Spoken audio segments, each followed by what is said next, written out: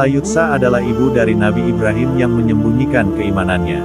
Nabi Ibrahim dilahirkan di negeri Hauran. Menurut pendapat lain, dia dilahirkan di sebuah kampung bernama Barzah yang terletak di daerah Damaskus, di sebuah gua yang cukup terkenal. Konon, apabila seseorang berdoa di dalam gua itu, pasti doanya akan dikabulkan.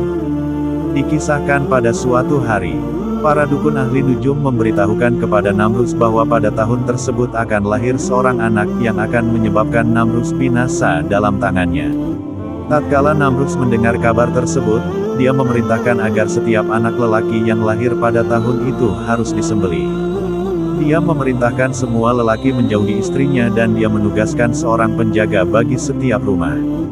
Seorang dukunnya berkata kepada Namrus, "Sesungguhnya anak yang telah kami ceritakan kepada Paduka telah dikandung oleh ibunya pada malam ini." Pada saat itu, apabila ibu Ibrahim lewat ke hadapan orang-orang, ia selalu menyembunyikan kehamilannya. Ketika masa melahirkan telah dekat, ibu Nabi Ibrahim pergi karena takut anak yang ada dalam kandungannya akan disembelih. Dia masuk ke dalam gua. Di sanalah dia melahirkan Ibrahim. Ibu itu melihat wajah sang anak keningnya memancarkan cahaya. Di malam kelahirannya, berhala-berhala berjatuhan. Mahkota terlepas dari kepalanya Raja Namrud, dan balkon gedung Namrus ambruk. Selanjutnya, ibu Nabi Ibrahim menutup pintu gua. Dia pulang ke rumahnya dan setelah seminggu mendatangi bayinya. Ibu itu menemukan anaknya, Nabi Ibrahim, sedang meminum susu dari ibu jarinya, madu dan keju dari jari-jarinya yang lain. Ibu Nabi Ibrahim pun itu meninggalkannya dan kembali lagi setelah genap 1 tahun. Nabi Ibrahim tetap berada di gua. Setiap bulan dia tumbuh seperti tumbuhnya anak biasa dalam 1 tahun. Ketika dia keluar dari gua, ditaksir kira-kira umurnya sama dengan anak 12 tahun. Di usia 12 tahun, merasa aman, ibu Nabi Ibrahim membawanya ke kampung halamannya, dan bergabung dengan keluarganya. Nabi Ibrahim kecil selalu memperhatikan ayahnya yang sering membuat patung berhala dan disembahnya. Nabi Ibrahim pun lantas bertanya kepada ayahnya, "Oh ayah, apa yang harus aku lakukan jika aku akan mengabdi pada satu Tuhan sedangkan Tuhan lain akan membenciku karena aku tak mengabdi padanya? Apa yang harus aku lakukan?" Tanya Nabi Ibrahim lagi. Demikianlah Nabi Ibrahim kecil bertanya dan terus bertanya. Ia juga menanyakan soal, apakah Tuhan itu bernapas? Dan kalaupun Tuhan tak bernapas, bagaimana memberikan napas kepada manusia? Sang ayah gusar, "Oh ayah, seperti apa sih Tuhan-Tuhan itu? Ini adalah Tuhan yang aku buat dari kayu palma, sedangkan yang itu dari kayu ivory, yang di sana terbuat dari kayu zaitun. Bagus bukan Tuhan yang ayah buat, hanya saja mereka tidak bernapas," kata sang ayah. "Jika mereka tidak hidup, bagaimana mereka bisa memberi kehidupan pada manusia?" Balas Nabi Ibrahim lagi, "Ayah, jika Tuhan itu terbuat dari kayu, kenapa ayah menebangi pohon? Berarti ayah sudah menebang Tuhan. Bagaimana cara Tuhan kayu itu membantu manusia untuk menciptakan manusia lainnya? Siapakah Tuhan yang pertama ada? Bagaimana ia ada?" Nabi Ibrahim masih bertanya sambil menunjuk ke patung berhala buatan ayahnya. Dalam sebuah ayat Al-Quran, diterangkan Nabi Ibrahim tumbuh menjadi anak yang memiliki kecakapan akhlak dan kecerdasan. Allah Subhanahu wa Ta'ala berfirman, "Dan sesungguhnya telah kami anugerahkan kepada Ibrahim hidayah kebenaran sebelumnya, dan kami mengetahui keadaannya." Quran Surat Al-Anbiya, 21:51. Nabi Ibrahim merenung dan terus mencari tahu siapakah Tuhan yang patut ia sembah. Kemudian tatkala dia melihat bulan terbit, dia berkata, "Inilah Tuhanku." Akan tetapi, setelah bulan itu terbenam Quran Surat An-Nabiyah, dia yakin bulan juga makhluk. Kemudian tatkala dia melihat matahari terbit, dia berkata, "Inilah Tuhanku, ini yang lebih besar." Quran Surat An-Nabiyah.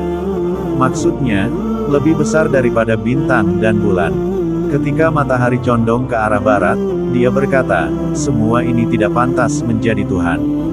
Maka pada saat itu dia berkata, "Sesungguhnya jika Tuhanku tidak memberi petunjuk kepadaku, pastilah aku termasuk orang-orang yang sesat." Ia lantas berpikir, apa yang selama ini diyakini sebagian penduduk Babylon adalah keliru. Ia lantas meminta untuk ditunjukkan kekuasaan Tuhan agar keimanannya semakin mantap. Pertanyaan itu digambarkan dalam Al-Quran Surat Al-Baqarah ayat 260. Ya Tuhanku, perlihatkanlah kepadaku bagaimana Engkau menghidupkan orang-orang mati. Allah berfirman, belum yakinkah kamu? Nabi Ibrahim menjawab, aku telah meyakini itu, akan tetapi ini agar hatiku tetap mantap dengan imanku. Allah berfirman, kalau demikian ambillah 4 ekor burung lalu sembelihlah semuanya olehmu. Lalu letakkan di atas satu bukit satu bagian dari bagian-bagian itu, kemudian panggillah mereka, niscaya mereka datang kepadamu dengan segera. Dan ketahuilah bahwa Allah Maha Perkasa lagi Maha Bijaksana. Nabi Ibrahim mengikuti perintah itu. Dan benar, setelah mendengar panggilan Ibrahim, atas kehendak Allah diceritakan bahwa 4 burung itu menghampiri Nabi Ibrahim dalam keadaan utuh seperti sedia kala. Burung-burung yang telah hidup kembali itu lalu hinggap ke depan Nabi Ibrahim. Keringat mengucur setelah Nabi Ibrahim menyaksikan semua itu sendiri, di depan mata kepalanya. Nabi Ibrahim lantas bersujud. Sejak saat itu, ia merasa harus menyampaikannya kepada orang tua dan seluruh penduduk Babylon. Tapi jalan Nabi Ibrahim tak mudah. Pertama kali, ia menyampaikan keyakinannya itu pada sang ayah, Azar. Tapi ayahnya menolaknya. Ayahnya marah besar, tapi Nabi Ibrahim dengan tenang menerima kemarahan itu. Dengan kesedihan mendalam, Nabi Ibrahim meninggalkan rumah seraya tetap mendoakan keselamatan sang ayah. Allah Subhanahu wa Ta'ala pun berfirman, semoga keselamatan dilimpahkan kepadamu. Aku akan memintakan ampun bagimu kepada Tuhanku. Sesungguhnya, Dia sangat baik kepadaku. Dan aku akan menjauhkan diri darimu dan dari apa yang kamu seru selain Allah, dan aku akan berdoa kepada Tuhanku, mudah-mudahan aku tidak akan kecewa dengan berdoa kepada Tuhanku. Quran Surat Maryam 19:47-48. Dari Nabi Ibrahim orang bisa belajar tentang keteguhan hati dan pendirian. Selain itu Nabi Ibrahim juga mengajarkan manusia untuk berani memperjuangkan apa yang sudah menjadi prinsip hidup juga keyakinan dalam hal ini ajaran agama. Nabi Ibrahim mengingatkan manusia untuk terus berpikir kritis, mendasarkan laku dan sikap pada argumentasi yang kokoh. Dari berbagai pertanyaan dan proses pencarian Tuhan semasa hidup, Nabi Ibrahim tahu bahwa pengetahuan luas diperlukan agar tidak tersesat dan lekas menyadari kekeliruan. Maka dari itu ia memberikan kabar kepada seluruh penduduk untuk menyembah Allah dan meninggalkan berhala-berhala tersebut. Bahkan beliau menghancurkan seluruh berhala dan menyisakan berhala yang paling besar dengan mengalungkan sebuah palu di leher berhala itu. Melihat pemandangan tersebut, Raja Namrud pun naik pitam. Nabi Ibrahim yang dianggap sebagai perusak berhala-berhala itu pun dipanggil untuk diadili. Mereka bertanya, apakah kamu yang melakukan perbuatan ini terhadap sembahan-sembahan kami, wahai Ibrahim? Nabi Ibrahim menjawab, sebenarnya patung terbesar itulah yang melakukan hal ini. Cobalah tanyakan kepada benda itu jika memang dapat berbicara. Mereka pun mulai tersadar, lalu dengan kepala tertunduk, mereka berkata, sesungguhnya kamu telah menyadari bahwa berhala-berhala itu memang tidak dapat berbicara. Nabi Ibrahim berkata, lalu mengapakah kalian menyembah kepada yang selain Allah? Mendengar pernyataan Nabi Ibrahim, para pengikutnya tersadar dan terpikir oleh mereka Tuhan yang selama ini disembah tidak dapat melihat, mendengar, dan bergerak. Hal ini membuat Raja Namrud menjadi semakin murka. Mendengar perkataan Nabi Ibrahim yang mampu memengaruhi sebagian masyarakat, membuat Raja Namrud menjatuhkan hukuman dengan membakarnya hidup-hidup. Kisah ini pun diabadikan dalam surat Al-Anbiya. Mereka berkata, bakarlah dia dan bantulah Tuhan-Tuhan kamu, jika kamu benar-benar hendak bertindak. Quran Surat Al-Anbiya 68. Mereka berkata, irikanlah suatu bangunan untuk membakar Ibrahim, lalu lemparkanlah dia ke dalam api yang menyala-nyala itu. Mereka hendak melakukan tipu muslihat kepadanya, maka kami jadikan mereka orang-orang yang hina. Quran Surat As-Saffat 97-98. Maka tidak adalah jawaban kaum Nabi Ibrahim, selain mengatakan, bunuhlah atau bakarlah dia, lalu Allah menyelamatkannya dari api. Sesungguhnya pada yang demikian itu benar-benar terdapat tanda-tanda kebesaran Allah bagi orang-orang yang beriman. Quran Surat Al-Ankabut 24. Lalu Raja Namrud dengan angkuh berkata kepada rakyatnya, Hal ini akan menjadi bukti, siapa raja dan dewa di muka bumi ini, serta siapa yang manusia biasa. Kalian akan menyaksikan pada hari ini bahwa orang itu dilenyapkan di perapian akibat berani menyatakan bahwa kelak Tuhannya membakar kaum kita, maka biarlah Tuhannya yang menyelamatkan orang itu, sementara akulah dewa yang menyelamatkan kalian, bukan orang itu. Di saat Nabi Ibrahim hendak dilempar ke perapian, sesosok malaikat hadir untuk menawarkan pembebasan untuk Nabi Ibrahim supaya dapat melarikan diri menghadapi hukuman kaumnya. Namun Nabi Ibrahim berkata, cukuplah Yang Maha Melindungi yang memberi keselamatan kepada diriku. Lalu malaikat tersebut beranjak pergi. Tatkala Nabi Ibrahim melompat ke perapian yang membara, seketika Allah berfirman kepada perapian supaya menjadi keselamatan terhadap Nabi Ibrahim. Kami berfirman, hai api menjadi dinginlah, dan menjadi keselamatanlah bagi Nabi Ibrahim. Mereka hendak berbuat makar terhadap Nabi Ibrahim, maka kami menjadikan mereka itu orang-orang yang paling merugi.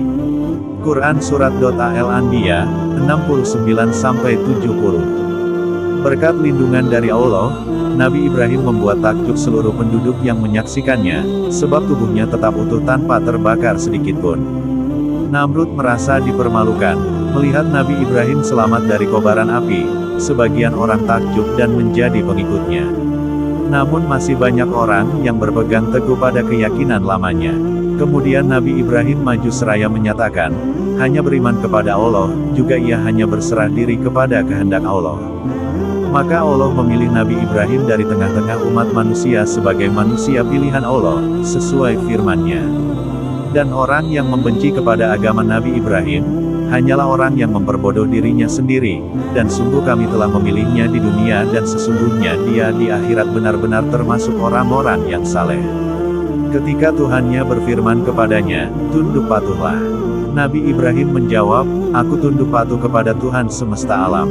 Dan Nabi Ibrahim telah mewasiatkan ucapan itu kepada anak-anaknya, demikian pula Yakub. Nabi Ibrahim berkata, hai anak-anakku, sesungguhnya Allah telah memilih agama ini bagimu, maka janganlah kamu mati kecuali dalam memeluk agama Islam.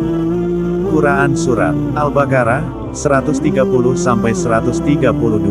Allah memberkati Nabi Ibrahim beserta golongan yang mengikuti pribadi Ibrahim. Setelah itu, Ibrahim mengatakan kepada orang-orang yang saling berselisih, sesungguhnya berhala-berhala yang kalian sembah selain Allah, hanyalah didasari rasa tentram dan kasih sayang bagi kalian sendiri dalam kehidupan dunia ini. Kelak pada hari kiamat, sebagian kalian mengingkari sebagian lain dan sebagian kalian mengutuk sebagian lain, dan tempat kembali kalian memang neraka dan takkan ada satupun yang membela kalian. Setelah memahami bahwa Allah yang telah menyelamatkan Ibrahim sewaktu menghadapi perapian yang membara, Namrud beserta para pengikutnya merasa dipermalukan. Mereka takut akan ada lebih banyak orang yang percaya kepada Ibrahim dibanding kepada kerajaannya. Lalu Namrud memberikan tantangan lagi kepada Nabi Ibrahim. Kami sadari bahwa kamu memang tetap hidup dari tengah-tengah perapian, tetapi kamu tidak menghadirkan sembahanmu di hadapan kami.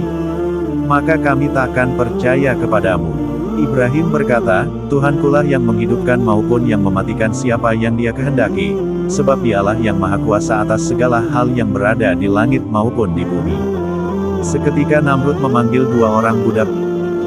Lalu si Raja Namrud membunuh salah seorangnya dan memaafkan yang lainnya hingga selamat, tidak dikenai hukuman mati. Demikianlah makna menghidupkan dan mematikan menurut Namrud. Nabi Ibrahim kemudian menjawab, sesungguhnya Allah menerbitkan matahari dari timur, maka terbitkanlah dia dari barat. Al-Baqarah, 258. Dengan kata lain, apabila kamu mengakui dirimu seperti apa yang kamu katakan itu, yaitu bahwa dirimu dapat menghidupkan dan mematikan, maka Tuhan yang menghidupkan dan yang mematikan adalah yang dapat mengatur semua alam wujud, yakni pada semua makhluk dan dapat menundukkan semua bintang serta peredarannya. Bahwa matahari yang tampak setiap harinya ini terbit dari arah timur, maka jika kamu seperti apa yang kamu akukan sebagai Tuhan, terbitkanlah dia dari arah barat. Setelah raja itu menyadari kelemahan dan ketidakmampuannya, karena ia tidak dapat mencongkakkan dirinya lagi kali ini, maka ia terdiam, tidak dapat menjawab sepatah kata pun, dan hujah Nabi Ibrahim mematahkan argumentasinya. As-Sadi menyebutkan bahwa perdebatan antara Nabi Ibrahim dan Raja Namrud ini terjadi setelah Nabi Ibrahim selamat dari api. Nabi Ibrahim belum pernah bersua dengan Namrud kecuali hanya pada hari tersebut, lalu terjadilah perdebatan di antara keduanya.